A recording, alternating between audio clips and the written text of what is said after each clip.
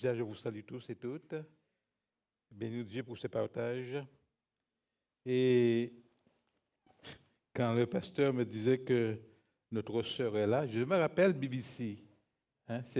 On retient rapidement. Et non, non. Et puis, je me souviens également que je disais il y a 15 jours, depuis 15 jours, j'ai été prévenu, ma sœur, que tu allais passer. Mais je n'avais pas ni une sœur ni un frère. Je sais, quelqu'un va intervenir avant la prédication. Je n'ai pas dit à Dieu, est-ce un homme ou une femme? Je sais qu'il y aurait quelque chose. Parce que Dieu a besoin de déposer un fardeau sous nos cœurs. Et il veut savoir si nous allons accepter ce fardeau. Alors, par les ondes, BBC est arrivé. Et je crois que vous avez compris. Mais comprendre, ce n'est pas suffisant. Serons-nous spectateurs ou acteurs? Alors, je ne sais pas si ma sœur est ici depuis 15 jours en France, mais je sais que moi, depuis 15 jours, j'ai été prévenu qu'il y aurait une intervention avant la parole de Dieu. Et merci aux serviteurs de Dieu d'avoir été sensibles et d'avoir laissé... Moi, j'étais prêt à laisser ma sœur continuer. Parce que c'est un des beaux et meilleurs, bons messages que Dieu veut laisser au cœur. Et nous sommes appelés, nous, en local, d'être sensibles à la voix de l'Esprit. Ma soeur, tu peux me mettre ce schéma, je ne sais pas, voilà. Il se passe des choses. Et ce n'est même pas la prédication que j'ai préparée. Je disais à mon épouse, je n'ai pas envie d'écrire ce message. Je n'arrive pas à l'écrire. Mais bon, en tant que bon élève, on écrit quand même. Vous voyez bien sur les différents écrans, parce que Dieu a besoin que nous puissions savoir ce que nous voulons faire. Et dans ces trois parties, c'est l'être humain, composé le corps, l'âme et notre esprit. On voit bien qu'il y a une partie, le corps, l'exécution. Donc, ce sont nos 5 sens qui sont en action. Et puis, il y a notre âme qui va interpréter les événements de la vie, l'interprétation de la vie humaine. Et dans l'âme, nous trouvons la volonté, l'intelligence et les émotions. Et l'esprit, donc c'est la perception spirituelle, où quand nous disons nous sommes en communion, ce n'est pas une communion charnelle, mais c'est en communion spirituelle, l'esprit, notre esprit avec l'esprit de Dieu, qui va faire en sorte que nous, le corps, on sera unis. La conscience et l'intuition. Souvent, les êtres humains et des chrétiens pensent que l'intuition est complète l'exécution, donc j'ai un 6e sens. Non. L'intuition, c'est ce que l'esprit va mettre dans tes entrailles et qui va sortir, qui va faire la différence avec nos 5 sens.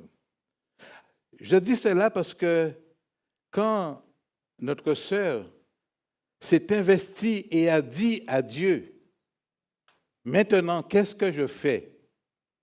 Dieu a une façon particulière et a déposé le fardeau sur son cœur dans la rencontre avec son étudiante.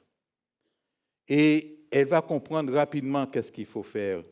Parce qu'elle était ordonnée, son corps ne dirigeait pas son âme, mais c'est l'esprit qui, au contact avec l'Esprit de Dieu, va diriger les choses afin d'aller de l'avant et pour subvenir aux besoins de ces jeunes filles et de ces jeunes enfants. Je voudrais vous dire aussi que très souvent dans notre assemblée, dans nos assemblées, nous nous faisons la tête, nous nous prenons la tête nous nous embrouillons, nous refusons de dire bonjour, nous refusons de serrer la main, mais nous disons, Seigneur, que veux-tu que je fasse pour toi? Pensez-vous qu'il y a de l'ordre dans votre vie, dans nos vies, quand nous ne disons même pas bonjour à notre frère ou à notre sœur, mais on veut s'investir dans des grandes œuvres de Dieu. On veut être reconnu par les autres ayant un grand ministère, un grand appel, mais tu n'es même pas capable de dire bonjour à ton frère et à ta sœur. Ce que Jésus veut, c'est que nous puissions respecter et obéir à l'ordre. L'ordre. Et tant que nous allons défaire cela, eh bien, nous ne pourrons pas dire que Seigneur, m'a parlé. Oui, il va te parler, mais comme des signes pour te dire, relève-toi, reprends-toi, viens ou va vers ton frère ou va vers ta sœur. Voilà ce que, après mes 15 jours, j'ai reçu, parce que je voudrais vraiment vous dire que Dieu n'est pas satisfait de notre relation du corps, de son corps local et en général. Nous faisons plus de mal que de bien, mais nous voulons faire les plus grandes œuvres et nous continuons à nous prosterner, à prier et à pleurer, à gémir, à crier, mais nous ne sommes pas dans l'ordre que Dieu veut. Nous laissons l'âme faire copain-copine avec le corps en ignorant l'esprit, mais l'esprit a besoin toujours d'être en communion avec le Saint-Esprit afin que le corps de Christ soit en communion, en local. Je ne sais pas si vous savez que nous ne sommes pas en communion. Je vous embête ce soir. Je vous dis des choses, je me dis, mais mon frère, mais tu exagères. Mais mon frère, mais qu'est-ce que tu racontes? Tu ne vois pas qu'on s'aime les uns les autres?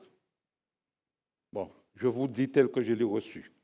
Après, si vous avez une réclamation, ne venez pas me voir, allez voir votre Seigneur. Il écoute, il entend, mais arrêtez de me dire que des choses ou de dire des choses que Dieu n'est pas satisfait et il n'y a pas de la joie dans le ciel, même quand nous chantons très bien, même quand nous dansons, même quand nous jouons très bien. Seigneur, il y a de la joie à essentiel comme dans le ciel. Ce n'est pas vrai, mes amis. Ce n'est pas pour vous décourager, mais c'est pour vous aider, pour nous aider à aller encore plus loin. Voilà. Je pourrais descendre et rentrer chez moi et dire, Seigneur, mission accomplie, sans vous embêter, mais je vous en prie, essayons de ne plus être spectateurs. Essayons. Et arrêtez de dire, je suis blessé, j'arrête de louer Dieu. Et arrêtez de dire, je suis blessé, mais vous pensez que vous me servez ici? Non, vous servez Dieu. Vous pensez que vous servez les pasteurs Chilias et Yao? Pardonnez-moi, c'est un gros mot. Ben, ils s'en fichent. S'ils attendent cela pour pouvoir glorifier Dieu, c'est perdu pour eux. Arrêtons. Et soyons vrais. Et vous allez comprendre pourquoi je vous dis soyons vrais. Je me suis dans les 4 évangiles à ce même texte. Et vous connaissez ce texte. Il s'agit de la multiplication. Vous le savez ça? La multiplication des pains, des 5 pains et des 2 poissons. Donc, OK. Lorsque j'ai ouvert cet évangile, je trouvais il y a les 4 éléments. Donc, c'est assez important parce qu'on le trouve dans les 4 évangiles, ce récit. Et pour moi, c'est un enseignement pour que ce soit les ministères, que ce soit chacun d'entre nous, fidèles, nous avons et nous recevons la réponse de Dieu pour savoir comment répondre aux besoins qui sont parfois ou apparemment insurmontables. Nous sommes en face souvent des événements et nous sommes entourés quelquefois d'une foule immense ou de situations particulières. Nous sommes entourés d'hommes et de femmes qui attendent à recevoir quelquefois une guérison. Et on ne sait pas, ou on se pose la question, comment répondre. Et ma première question est de dire, est-ce que vous avez encore faim de Dieu? Est-ce que vous avez tout eu, vous avez tout vu, vous n'avez plus rien besoin? Est-ce que vous avez encore faim de Dieu? Est-ce que vous avez faim de la parole de Dieu? Amen, au fond. Est-ce que vous avez faim encore de la parole de Dieu? Au fond, au milieu. Est-ce que vous avez encore faim de la parole de Dieu? Est-ce que vous avez encore faim de la parole de Dieu? Est-ce que vous lisez cette parole? Parce que cette parole, elle est étonnante et nous étonne jour après jour. Et dans ce, j'ai retenu dans l'évangile de Jean, chapitre 6, ces quelques versets qui nous rapportent une histoire incroyable. Et quand nous lisons ce texte, nous pouvons parce que très souvent, quand nous lisons la Bible, nous le voyons comme si on était à gauche, mais si on se reportait un peu et on rentrait dans le contexte, le temps, le lieu où les choses se sont passées, pour bien comprendre ce que Dieu veut nous dire. Et dans l'évangile de Jean, au chapitre 6, je lis ces quelques versets, et si tu le publies, ne mets pas la version 21 parce que je n'ai pas, je vais lire dans ma vieille version. Après cela, Jésus s'en alla de l'autre côté de la mer de Galilée, ou mer de Tibériade. Une grande foule le suivait parce qu'elle voyait les miracles qu'il opérait sur les malades. Jésus monta sur la montagne et là, il s'assit avec les disciples. Or, la Pâque, la fête des Juifs, était proche. Et ayant levé les yeux et voyant qu'une grande foule venait à lui, Jésus dit à Philippe, « Où achèterons-nous des pains pour que ces gens aient à manger ?» Il disait cela pour l'éprouver, car il savait ce qu'il allait faire. Philippe lui répondit, « Les pains qu'on aurait pour 200 deniers ne suffiraient pas pour que chacun en reçoive un peu. » Et un de ses disciples, André, frère de Simon-Pierre, lui dit, « Il y a ici un jeune garçon qui a 5 pains d'orge et 2 poissons. Mais qu'est-ce cela pour tant de gens? » Jésus dit, « Faites-les asseoir. » Il y avait dans ce lieu beaucoup d'herbes. Ils s'assirent donc au nombre d'environ 5000 hommes. Jésus prit les pains, rendit grâce et distribua à ceux qui étaient assis. Il leur donna de même des poissons autant qu'ils en voulurent. Et lorsqu'ils furent rassasiés, il dit à ses disciples, « Ramassez les morceaux qui restent, afin que rien ne se perde. » Ils les ramassèrent donc et ils remplirent 12 paniers avec les morceaux qui restèrent, des 5 pains d'orge, après que tous eurent mangé. Amen. Vous avez déjà, dans un des évangiles, lire ce texte. Et vous avez certainement entendu peut-être des enseignements concernant ce texte. Mais c'est une histoire incroyable, n'est-ce pas? Je vois qu'on pourrait dire si on actualise, mais pourquoi ces gens n'avaient pas leur propre repas? Mais quand je regarde un peu, je me suis rendu compte que ça faisait 6 jours que ces gens marchaient. 6 jours. Plus de 100 kilomètres à pied. Ils ne marchaient pas jour et nuit, hein? Il y avait des temps de repos. Mais pendant 6 jours. Donc, si au début, ils avaient de quoi manger et boire, à la fin, Jésus savait qu'ils n'avaient plus rien. Mais il y avait un petit garçon qui peut-être n'avait pas tout mangé, mais avait encore ses 5 pains et 2 poissons. Et j'ai bien aimé comment, quand Jésus pose la question à ses disciples, Philippe va répondre.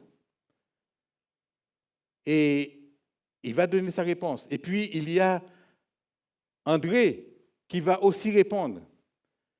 Mais l'histoire d'André, je ne sais pas comme cela me fait rire, mais la réponse d'André, il dit, mais il dit qu'il y a 5000 hommes, sans compter les femmes et les enfants.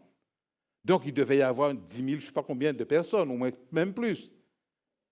Et il dit, mais il y a 5 petits pains et 2 poissons. Et écoutez, aujourd'hui, je ne vais même pas répondre. Quand tu vois la foule et tu réponds à Jésus, il y a 5 pains et 2 poissons. Et puis, Philippe, il était un petit peu très proche de l'argent. Vous savez, l'argent, tant qu'il est notre serviteur, il n'y a pas de problème. Mais quand nous devenons serviteurs de l'argent, il y a problème. Retenez cela. Tant que nous vivons fraternellement et que l'argent est notre serviteur, il n'y a aucun souci. Nous avançons. Mais quand nous devenons serviteurs de l'argent, alors les problèmes arrivent. Et Philippe va dire, mais nous, même avec 200 deniers, on ne peut pas nourrir cette foule. Alors, je ne sais pas moi, je ne fais pas les calculs, mais on lit un petit peu à gauche et à droite. Il disait qu'avec un denier, tu pouvais acheter 20 pains. Mais les 20 pains, ce n'est pas nos baguettes, nos bannetons, là. Hein? Vous comprenez, le pain en Orient, là-bas. Mais avec un denier, il pouvait acheter 20. Donc, avec 200 deniers, il pouvait acheter 4000. Mais il n'y a pas assez. Mais ce monsieur Philippe, lui, il a vu tout de suite. Mais il n'y a pas assez d'argent. Et André va dire, mais il n'y a que 5 pains et 2 poissons. Vous pensez que nous sommes mieux que André et Philippe aujourd'hui? Je vous pose la question. Je vous ai dit qu'est-ce que je ferais. Je n'aurais jamais dit à Jésus qu'il y a 5 pains et 2 poissons. Hein. La honte.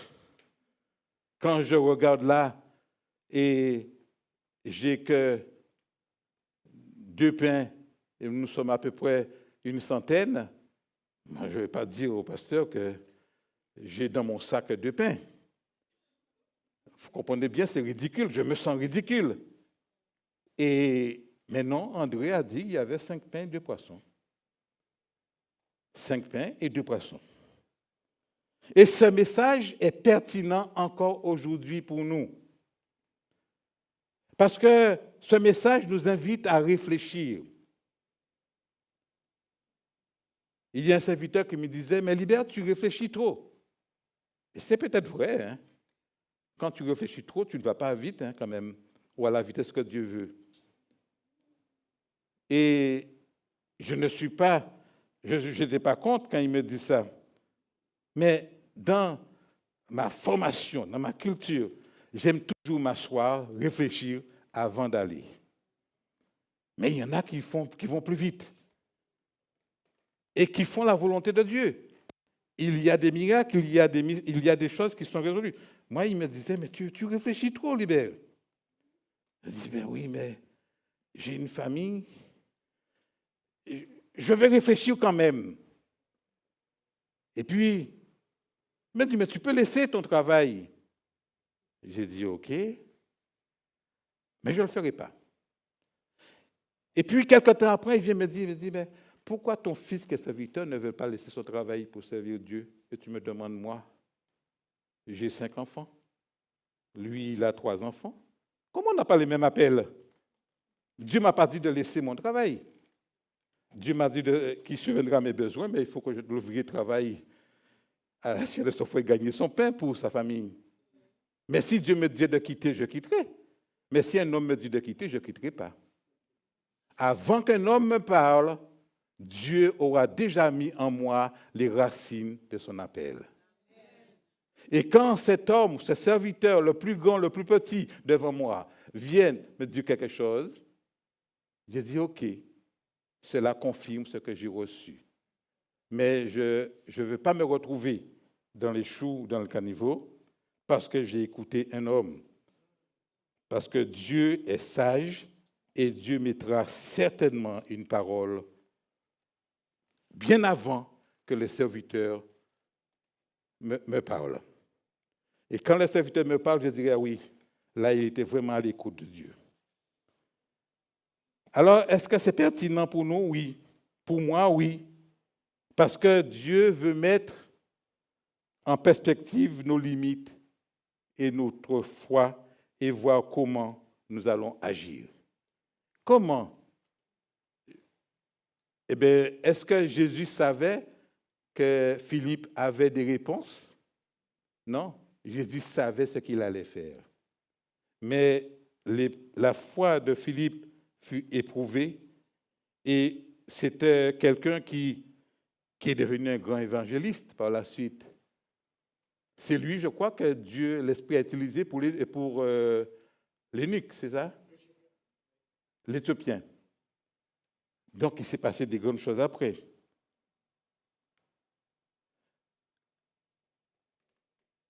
Je crois ce soir que Dieu est en train d'éclairer en nous et de répondre et de montrer comment répondre à un besoin immense parce que nous avons des ressources limitées.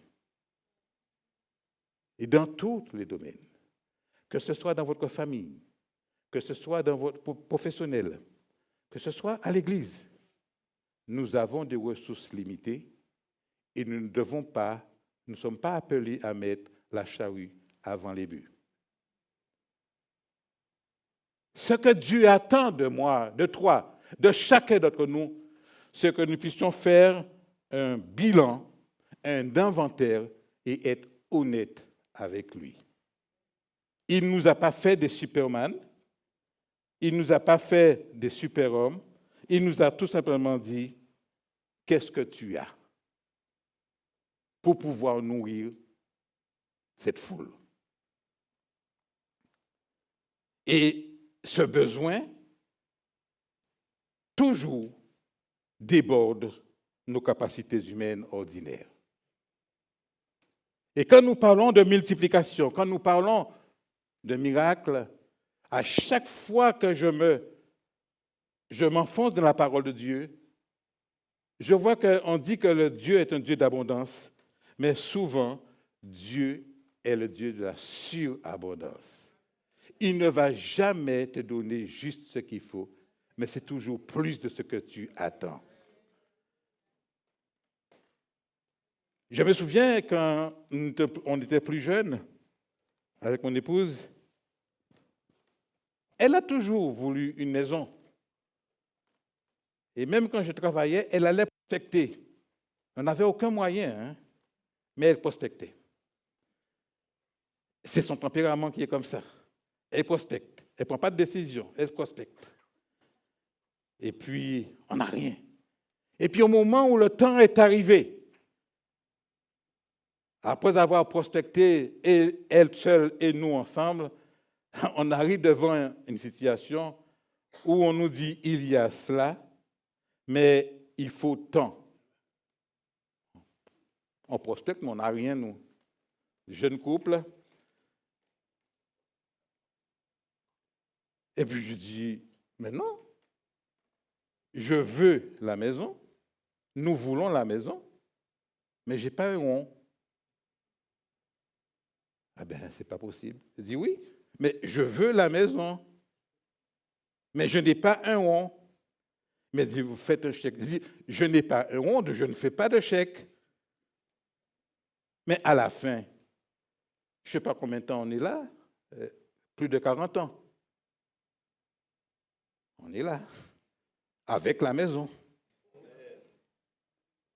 Je ne vous pousse pas à aller faire des investissements de crédit, hein, mais restez ordonné avec Dieu, vous verrez comment l'Esprit va vous faire avancer dans la surabondance. Alléluia. Béni soit le nom de Dieu. Nous sommes confrontés à des réalités et nous sommes confrontés quelquefois à cette réalité de dire, et les serviteurs, plus que nous, mais qu'est-ce qu'on va faire avec cette foule? Comment on va répondre?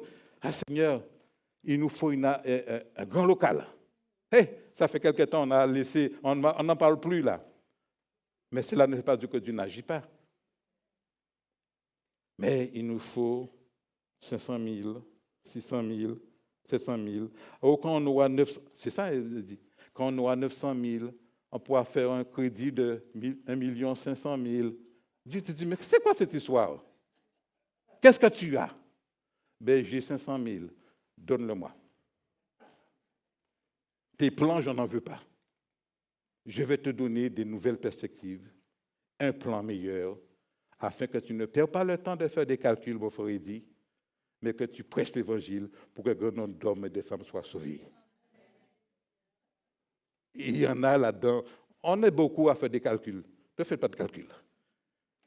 Prêchez l'Évangile, cherchez les âmes perdues et laissez Dieu faire avec le minimum que nous avons. Déposons-nous cela au trône de la grâce et Dieu fera le reste. Qu'avez-vous? Pasteur Yao, qu'est-ce que tu as dans le manque? Ah, Seigneur, on a travaillé Dieu, j'ai ça. Non! Qu'est-ce que tu as? Je ne t'ai pas dit de faire. J'ai dit, qu'est-ce que tu as? Ah bien, donne-le-moi. Et je ferai. Alléluia. Vous savez que ce passage, j'ai été un prédicateur cru, je resterai cru. Des fois, c'est comme ça. Mais il faut vraiment annoncer les choses pour que nous puissions marcher dans la confiance en Dieu. Je crois que Dieu, à travers cette histoire, nous appelle tous et toutes à bâtir autrement. Sur une confiance que Dieu va multiplier. Le Dieu des miracles. Le Dieu qui va changer les situations en plus de ce que nous voulons. Je veux 300 mètres carrés, mais tu sais que 400 mètres carrés ne sera pas suffisant dans un an pour toi. Donc tu reviendras à mes pieds et tu demanderas, Seigneur, on va agrandir. Tu te diras, mais je t'avais dit, qu'est-ce que tu as? Donne-le-moi et tu vas voir ce que je vais faire. Je crois qu'il ne faut pas mépriser les ressources limitées. Parce que le miracle commence toujours par ce que nous avons. Le miracle commence toujours par ce que nous avons. Ce jeune garçon avait ses 5 petits pains, ses 2 poissons. Qu'est-ce cela pour tout le monde, disait Philippe. Et ce passage me touche le cœur. Et je crois à beaucoup d'entre nous, voire chacun d'entre nous. Quand les besoins surpassent nos forces, qu'il nous reste à faire? On a tendance des fois à minimiser, à dire que ça ne suffit pas, que ça ne sert à rien. Mais pourtant, dans la Bible, quand nous lisons la Bible, cette parole merveilleuse, beaucoup d'hommes et de femmes de foi ont fait face au même sentiment. Vous vous souvenez de la veuve de Sarepta? Dans 1 Roi, chapitre 17, on ne va pas lire, mais rapidement, elle n'avait plus assez d'huile pour vivre et nourrir Élie.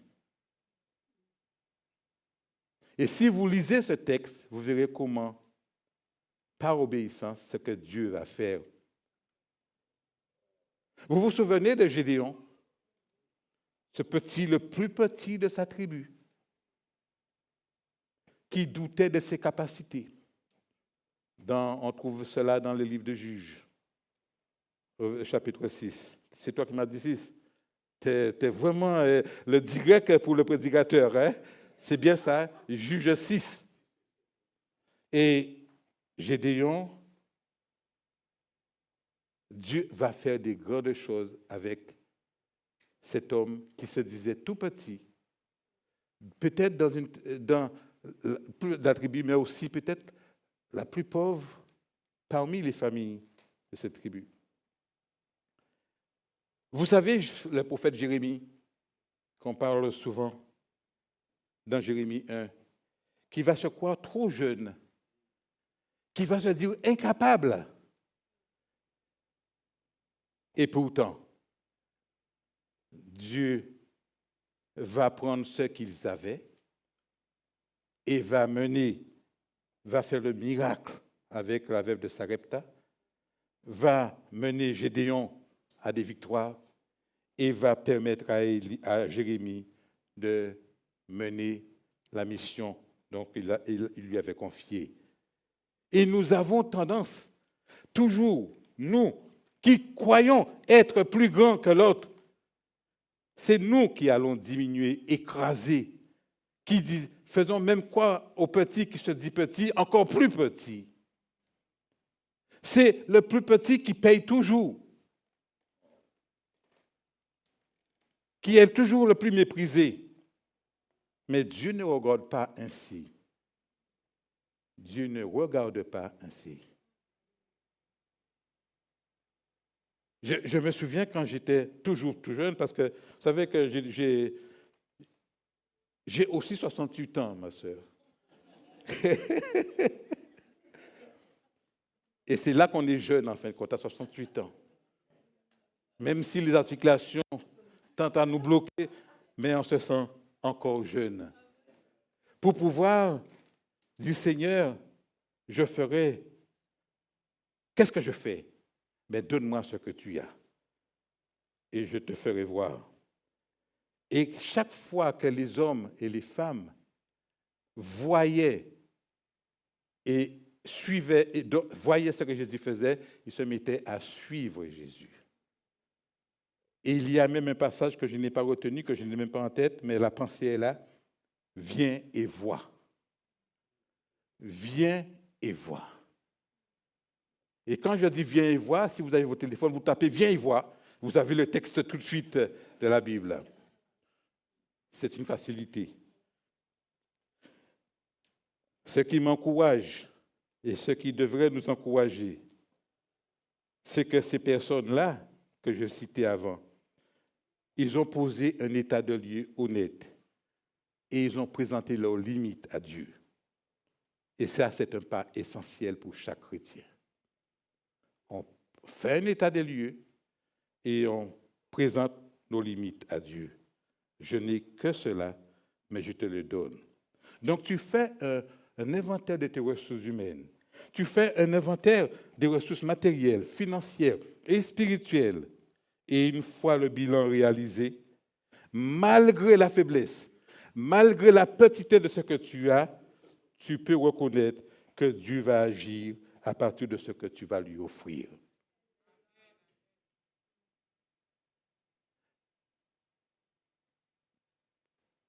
Qui a dit Amen? Redis Amen. Qui veut te suivre?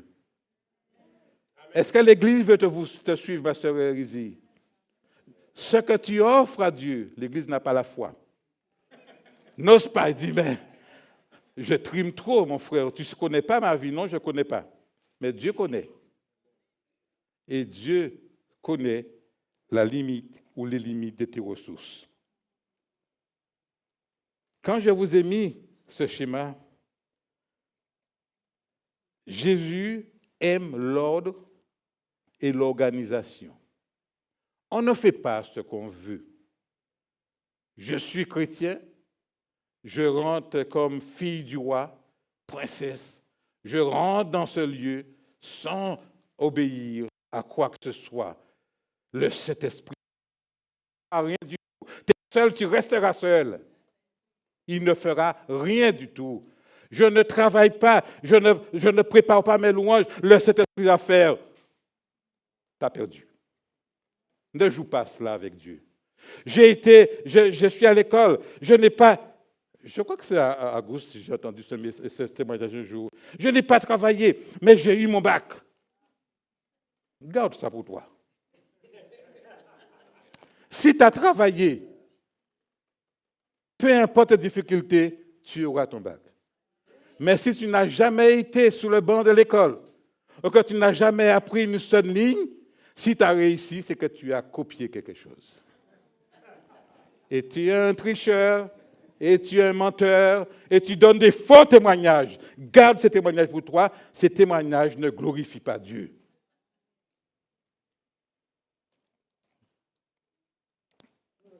Alléluia. Dieu est un Dieu qui aime l'organisation. Et pourquoi je vous dis cela?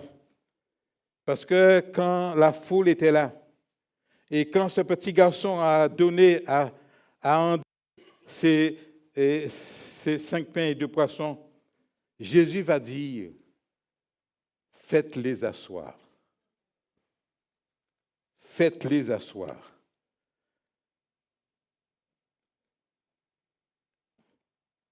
Il y en a qui ne veulent pas s'asseoir dans l'obéissance de Dieu. Il y a des hommes et des femmes qui ont proclamé, qui ont témoigné, qui ont passé par les eaux du baptême, qui même des fois portent une parole de connaissance, de sagesse, qui prophétisent, qui prêchent, qui évangélisent. Il y a tout ça, mais qui refusent de s'asseoir dans l'obéissance à la parole de Jésus-Christ. Un jour, cette eau va tarir. Un jour, ce sera une sécheresse telle que tu prieras Dieu. Et Dieu, dans son amour, peut-être, va faire jaillir dans ton désert de l'eau. Mais pour l'instant, tout ce que tu peux faire, quelle que soit l'excellence dans la maison de Dieu, si tu ne t'assois pas dans l'obéissance à la parole de Dieu, tu pourras toujours être visible des hommes. Mais un jour, Dieu dira, je ne te connais pas. Et je témoignais ça à mes enfants, à ma famille. Je disais que je ne vous le souhaite pas, mais si Dieu vous l'emmène, j'ai eu l'occasion de mon corps, quitter mon corps et arriver dans un lieu. Entre nous, qu'est-ce que j'ai dit à cet homme qui se présente à moi, je voyais des hommes et des femmes, tout de blanc vêtus, chantant, louant, il y avait la fête, il y avait des belles choses là-haut. Je ne sais pas où est-ce que j'étais. Certainement pas sous la terre, parce que ça n'existe pas sous la terre. Et il vient vers moi. J'ai l'occasion de vous déjà partager ça. Il vient vers moi. Il pose sa main sous mes épaules. Et j'ai senti mes jambes fléchir.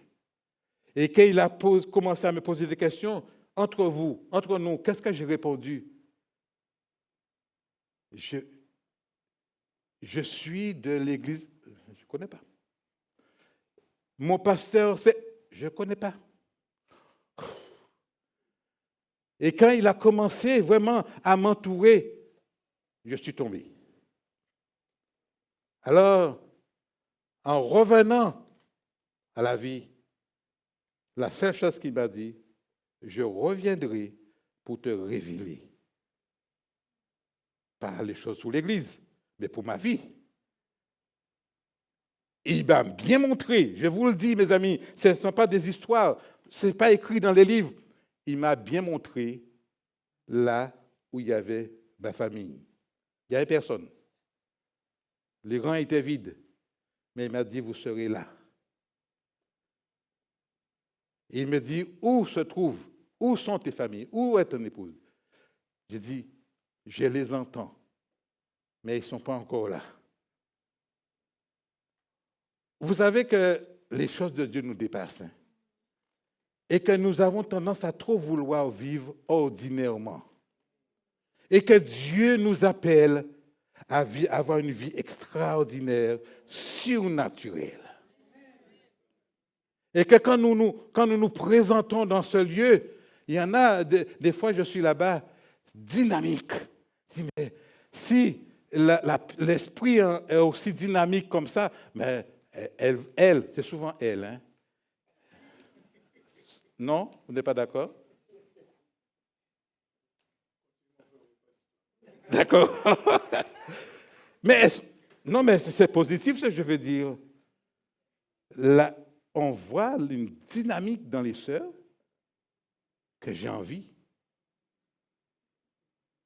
Que j'ai envie. Et quelquefois, je me trouve en tant qu'homme un petit peu paresseux. Ou beaucoup. Quand je travaillais, je finissais. Il y avait la prière le vendredi. J'étais fatigué. Ah, mais tu l'as dit une fois. Vraiment épuisé après 12 heures de travail.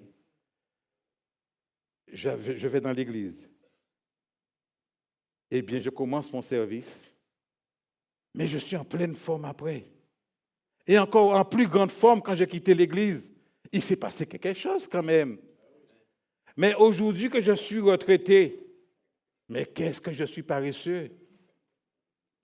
Quand j'allais de lieu en lieu, de maison en maison, prier, maintenant j'ai du mal à initier, à pousser mes frères et sœurs, même ceux de ma maison, à prier. Je ne parle pas de mon épouse, c'est elle qui est debout plus tôt que moi-même.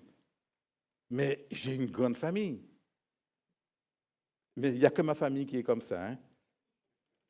J'ai l'impression que des fois, ils n'aiment pas la prière. Ce n'est pas vrai. Mais tu sens que c'est difficile. Mais il n'y a que ma famille qui est comme ça. Excusez-moi. Excusez-moi, mes chers fils et filles. Mais Dieu nous voit et nous aide à aller de l'avant. Je voudrais vous dire, vous voulez un miracle. Nous avons 8 minutes. Vous voulez un miracle se produire dans votre vie. Alors, il faut tout simplement faire 3 choses. Qu'est-ce qui va nous sortir encore? Ce que s'est passé dans ce texte.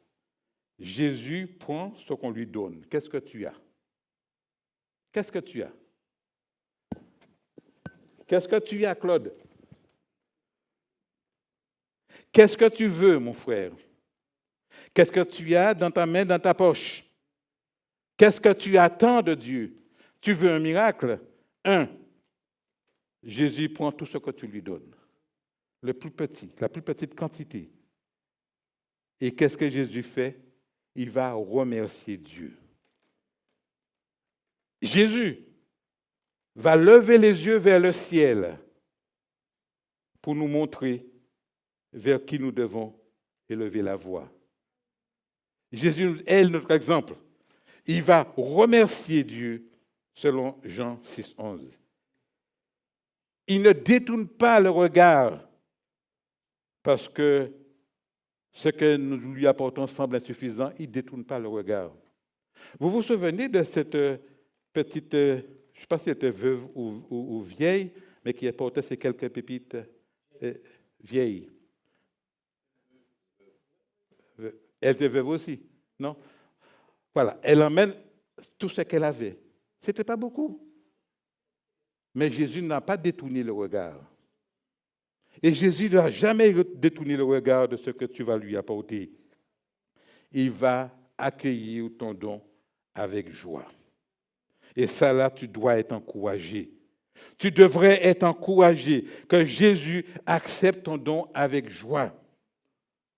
Ce que tu es, ce que tu as, même ce que tu considères minime, Jésus veut l'utiliser. Je dis Amen. Jésus veut l'utiliser. Deuxième chose, rapidement, Jésus va rendre grâce selon, on le trouve dans Marc aussi. J'ai pris Marc pour pouvoir faire un deuxième évangile. Et face au manque, nous sommes très déçus. Et nous sommes concentrés sur ce qui manque. Hein? Non? Oui, ça. On est très concentré sur ce qui manque. Et quand nous concentrons sur ce qui manque, une fois j'avais fait un petit, vous savez, les petits jeux là, tu mets les petits points. Et j'avais fait une sorte de, tu ouvres une première fois, il y a un petit point. Tu te concentres sur le point. Après ça, tu refais, tu ouvres, il y a un plus grand point. Mais la feuille blanche, c'était le plan de Dieu. Mais puisque tu es concentré sur le petit point, puis le plus gros, puis le plus gros, puis le plus gros, eh bien, tu ne vois plus le plan de Dieu si ce n'est une feuille noire, bleue ou rouge, peu importe. On se concentre sur ce qui manque. Mais Jésus nous apprend là, dans cet évangile, de cultiver notre gratitude. Retenez tout ce que je vous dis. Je vais être absent pendant un certain temps. Alors retenez ce que je vous dis. Dieu, à travers ce texte, nous apprend à cultiver notre gratitude. Non pas à rendre grâce après, mais rendre grâce avant. Tu veux des enfants? Rends grâce pour le mari que Dieu va te donner. Et pourtant, tu n'es même pas marié. Mais vous comprenez ça? Je ne te rends pas grâce, Seigneur, pour les enfants. Je te rends grâce pour le mari que tu vas me donner. Et les enfants vont arriver. Il n'est pas interdit de rêver d'avoir des enfants. Mais tu ne peux pas avoir d'enfants sans que tu ne t'es pas marié. C'est vieux jeu, moi. Hein? Tu sais, c'est comme ça. Mais ça ne change pas pour Dieu, cette histoire-là. OK? Dieu veut débloquer la provision divine. Et pour le débloquer, tout simplement, remercie Dieu avec foi. Troisième point, quand Jésus-Christ a rendu grâce avec sous les 5 pains et 2 poissons, il y avait combien au moment avant la distribution? 5 pains et 2 poissons. On est d'accord? Mais quand ils ont commencé à distribuer, ça ne s'est jamais arrêté. Et la Bible dit que à la fin, quand ils ont mangé, il restait 12 paniers. Alors, mais ça, ce n'est pas dans la Bible. Hein? Il dit, mais le petit garçon, il a dû récolter un petit peu plus de ce qu'il avait donné. Mais il y avait 12 paniers, il y avait 12 tribus, il y avait 12 apôtres, mais il y avait 12 paniers pleins. Quand tu donnes la plus petite chose que tu as, il te restera encore. C'est le Dieu de la surabondance. Alléluia. Je vais terminer avec vous et moi aussi pour dire que Dieu, ce Dieu de miracle, il ne suffit pas de le chanter tout simplement. Il faut vraiment, vraiment, vraiment faire un bilan, un inventaire, je dis, honnête avec Dieu. Et Dieu ne va jamais rejeter la plus petite chose ou le plus petit que tu es, même si les hommes te diminuent, même si un frère ou une sœur te diminue, ce que tu as, donne-le à Dieu. Et vous allez voir comment Dieu va faire. Je voudrais vous dire vraiment vous consacrer. Et je voudrais faire un appel pour nous consacrer sans réserve entièrement à Jésus. De rendre grâce à Dieu constamment, en toutes circonstances. Et que vous comprenez bien qu'il restait 12 paniers et que quand nous avons des ressources financières ou autres en plus, ce n'est pas pour pouvoir les accumuler à la banque, mais c'est pour le partager. Et plus tu partages, moins tu vas manquer. Parce qu'à ce moment-là, tu sauras que l'argent est ton serviteur et que tu n'es pas le serviteur de l'argent.